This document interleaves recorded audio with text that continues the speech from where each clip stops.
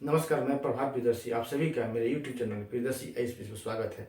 आज मैं साइंस से क्वेश्चन लेकर कर आया हूँ। कुछ मैसेज आ रहा था साइंस वीक का क्वेश्चन भी करवाइए। बिहार स्कूल तो करवा ही रहा था, तो साइंस से क्वेश्चन लेकर के आया हूँ। साथ में मैं सारा सेक्शन करवाऊँगा, history, geography, polity, economics, budget, survey, current, सारा सेक्शन करवाऊँगा। ठीक है, तो फर्स्ट क्वेश्चन है, प्रेशर कुकर में खाना जल्दी पक जाता है क्योंकि पूछा जा रहा है। ये ऑप्शन है, उच्च दाब के कारण पानी निम्न ताप पर उबलने लगता है, उच्च दाब के कारण। बी ऑप्शन है, उच्च दाब के कारण पानी उच्च ताप पर उबलने लगता है। ठीक है। सी ऑप्शन है, कम दाब के कारण पानी कम ताप पर उबलने लगता है। और डी ऑप्शन है, निम्न दाब के कारण पानी उच्च ताप पर उबलने लगता है। तो इसका आंसर, और साथ में ई ऑप्शन है, तो इसका आंसर होगा बी। आंसर होगा बी, उच्च दाब के कारण पानी उच्च ताप पर उबलने लगता है। ये क्वेश्चन बीपीएससी 67वीं पीटी में आया है। बीपीएससी 67वीं पीटी में आया है। ठीक है, आ चुका है। तो क्या होता है कि उच्च दाब के कारण पानी उच्च ताप पर उबलने लगता है। देखिए, जब प्रेशर बढ़ाया जाता है, प्रेशर और बॉइलिंग पॉइंट जो होता है ये डायरेक्टली प्रोपोर्शनल है। प्रेशर और टेम्परेचर का भी संबंध होता है इस तरह से। ठीक है, जब प्रेशर बढ़ाया जाता है तो बॉइलिंग पॉइंट बढ़ जाता है। जनरली क्या होता है कि 100 डिग्री सी पर पानी बॉयल करता है, 100 डिग्री सी पर। लेकिन प्रेशर कुकर में क्या होता है, 120 डिग्री सी पर पानी बॉयल करता है। 120, तो इसे सफिशियंट से, पर्याप्त से ज़्यादा उसमें मिल जाता है। इसके कारण खाना जल्दी पक जाता है। और क्वेश्चन ये भी आता है, इस तरह से इसका फ्रेमिंग किया जा सकता है क्वेश्चन को, कि पहाड़ी इलाके में ऊंचाइयों पर जाने पर खाना देर से पकता है। क्यों? या जहाँ वायुमंडलीय दाब जहाँ कम है वहाँ खाना देर से पकता है। क्यों? क्योंकि वहाँ क्या होता है कि 70 डिग्री सी या 80 डिग्री सी पर पानी बॉयल करने लगता है, जिससे क्या होता है, इसका पर्याप्त से कम ऊष्मा मिलता है, जिसके कारण खाना देर से पकता है। सफिशिएंट से कम हीट मिलता है, जिसके कारण खाना देर से पकता है। तो आंसर होगा इसका बी। ठीक है, इसे आप स्क्रीनशॉट ले लीजिए, यही इसका एक कारण है। ठीक है, और कुछ नहीं है। ठीक, देखिए 2 नंबर क्वेश्चन है, किस रंग की ऊर्जा सर्वाधिक होती है? ए लाल रंग, बी बैगनी रंग, सी नीला रंग, और डी हरा, और ये साथ में ई ऑप्शन है। तो इसका आंसर होगा बी, बैगनी रंग। इसका देखिए वजह क्या है।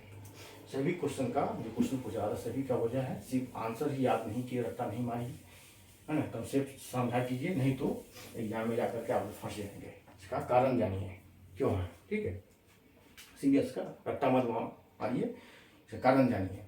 देखिए, वेव लेंथ होता है, वेव लेंथ और एनर्जी में क्या होता है,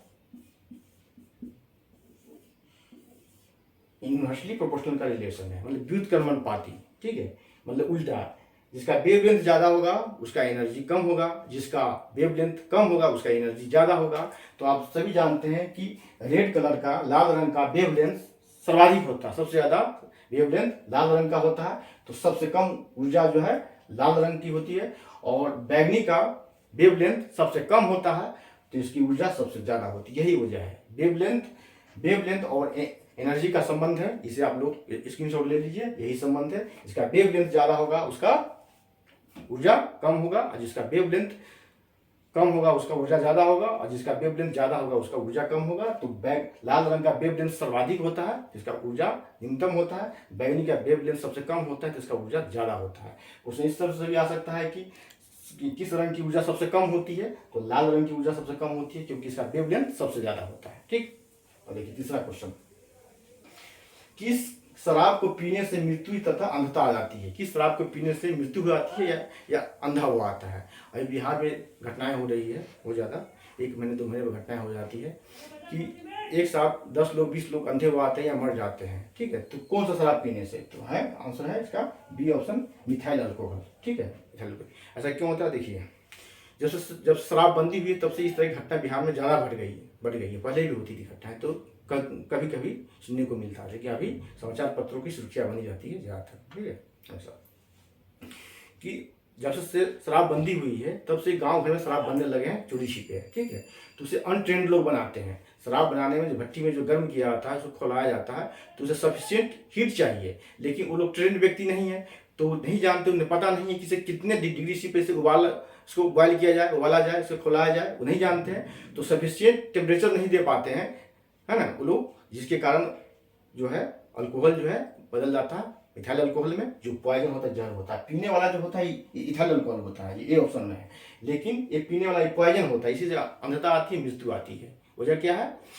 शराब जब बनाया जाता है भट्टी में से, भट्टी में बनाया जाता है तो सफिशियंट टेम्परेचर पर उसे बॉयल किया जाता है, लेकिन सफिशियंट टेम्परेचर से कम पर बॉयल करने पर वो पॉइजन हो आता है, वो बन जाता है मिथाइल अल्कोहल। इसी को पीने से अंधता आती है और मृत्यु हो जाती है, यही कारण है। ठीक है, चौथा क्वेश्चन देखिए, सार्वभौमिक स्वीकार रक्त क्या है? इसे बोलते हैं यूनिवर्सल एक्सेप्टर ब्लड ग्रुप। ठीक है, तो ए ऑप्शन, ए में ए, बी में बी, सी में ए बी और डी में ओ और ई ऑप्शन है साथ में, तो आंसर होगा सी, ए बी है।